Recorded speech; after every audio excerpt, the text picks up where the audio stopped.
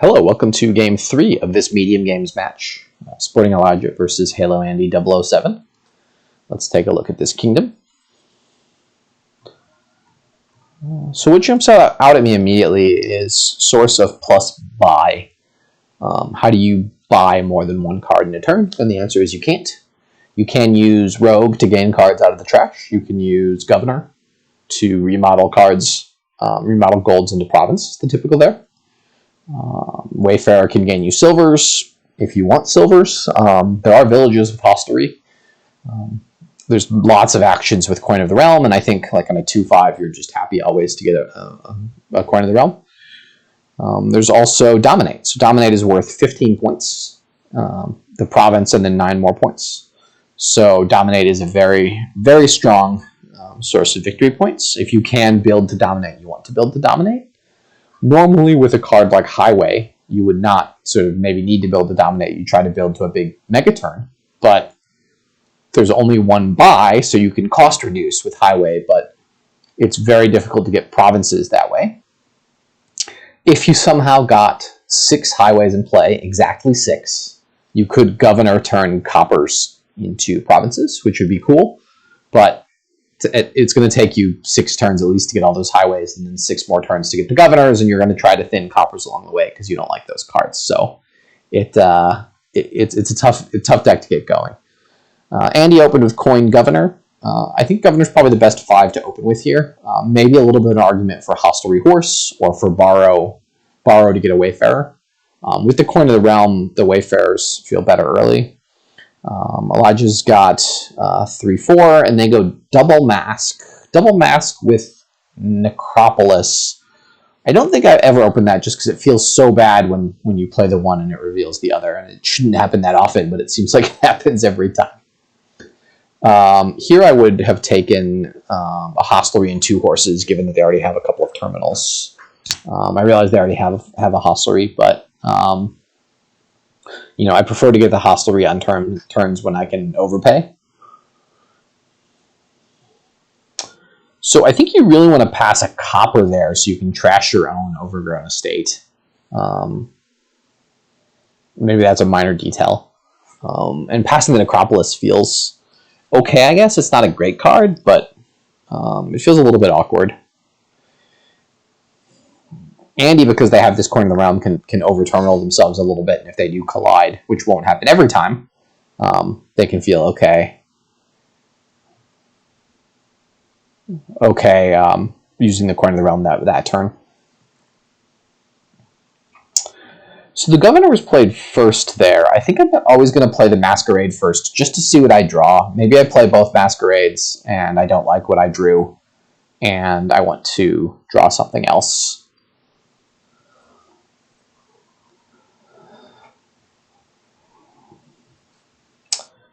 So they both have 2 Masquerades, which is a little bit surprising to me. I think you can get by with 1 Masquerade here. There's so much other strong stuff going on.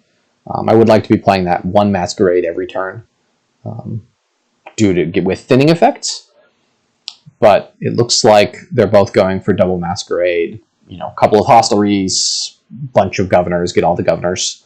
Once you've thinned down your coppers and Governors gain golds, then it becomes not that difficult to get to dominate. There's a little bit, people can give you logic for buying a Coven here. I think the standard logic is this is not the kind of kingdom you particularly need Coven. Governor's just doing more for you. Sometimes I like to pick up an early Coven in this kind of kingdom. And if my opponent doesn't, then I just get the 2 coins and give the curse every turn. And if the game lasts long enough, then at the end of the game, I just dump all the curses into their deck. So for Andy here, I think you play the Coin of the Realm, the gold, and buy a Hostelry. And get 2 horses.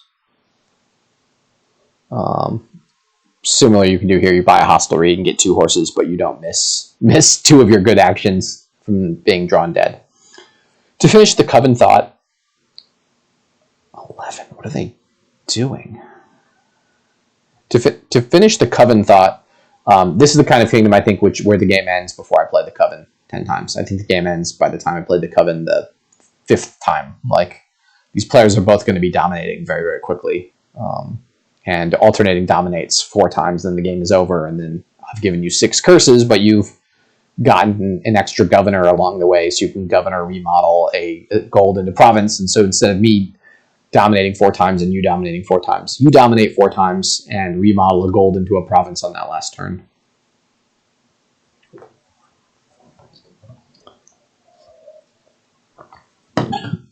I think, yeah, what Andy did last turn, you just buy the Hostelry, and then you've got the Coin of the Realm down, and the next turn you have the Coin of the Realm down, so you can play Masquerade, dead draw.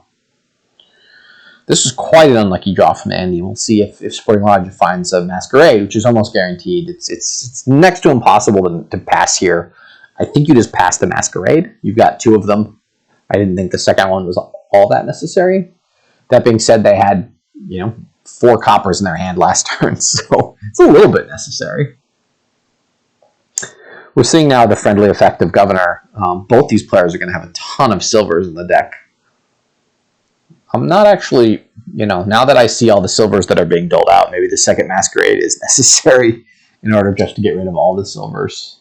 Kind of also like the Wayfarer's not as good in a deck where your opponent's just giving you 6 silvers in a turn. That being said, Elijah's deck just got a lot thicker, and they did not add any draw on this turn. 3 horses, so a little bit of draw, temporary draw this turn. And Andy's going to have a pretty easy dominate here. The question starts to be like they could both dominate and remodel golds into provinces. And every gold you remodel into a province is 1 less time your opponent can dominate. It's also 1 less time you can dominate, to be fair. But you start to think about, these kind of games where both players trade turns dominating, and the first player who dominated on their last turn does the dominate plus gold into province trick. And all that takes is 17 money. As we see here, Andy's got 19 money. So they could turn 2 golds into province here, play a rogue for the attack. Actually, they could play a rogue and gain the gold back, which is what would happen. And then dominates. They could get 3 provinces here pretty easily. I'm not necessarily saying it's the best possible play, but it's certainly something they could do. I don't like the rogues here. I don't know if they're paying attention to the fact that there's silvers in the trash, and if the rogue is a complicated card.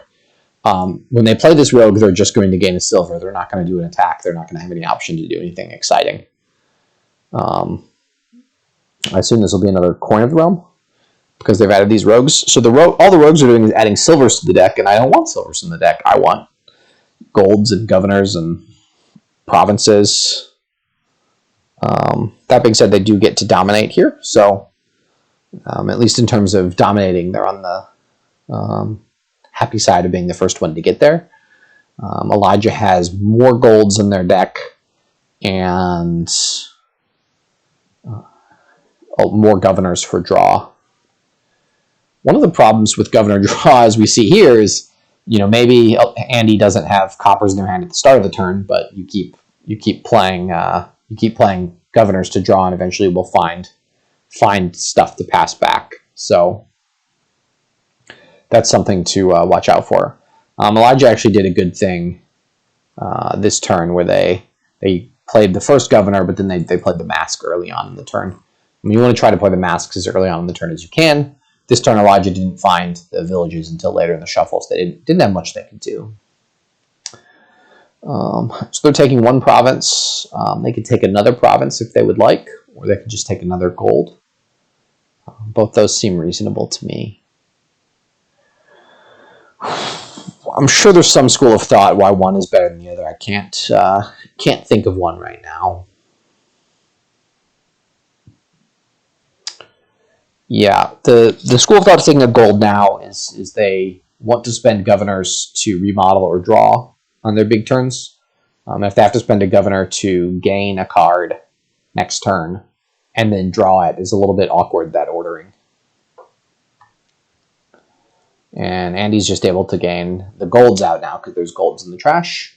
The challenge is actually going to be drawing those golds and seeing if they can find them in the deck.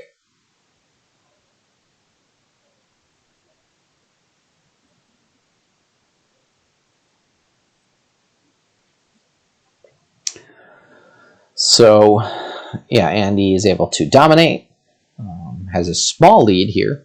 Elijah's got the 2 extra provinces. Elijah has a win in hand here. They can remodel 3 golds into provinces. Let's see if they spot that.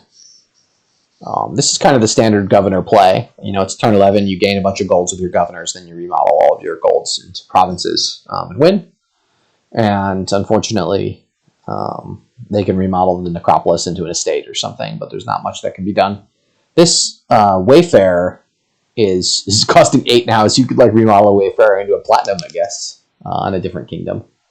That would be exciting, but nice win there by Elijah. I think Andy lost the thread a little bit along the way, and Elijah started with the double mask opening, which I thought was a little suspect, but it turned out to be, even with the bad draw on turn 2, it turned out to be pretty nice having all that trashing. Maybe a slightly different open could have optimized it, but maybe that worked out the best. Obviously, Elijah got the win there, so good job to them. Moving to game 4.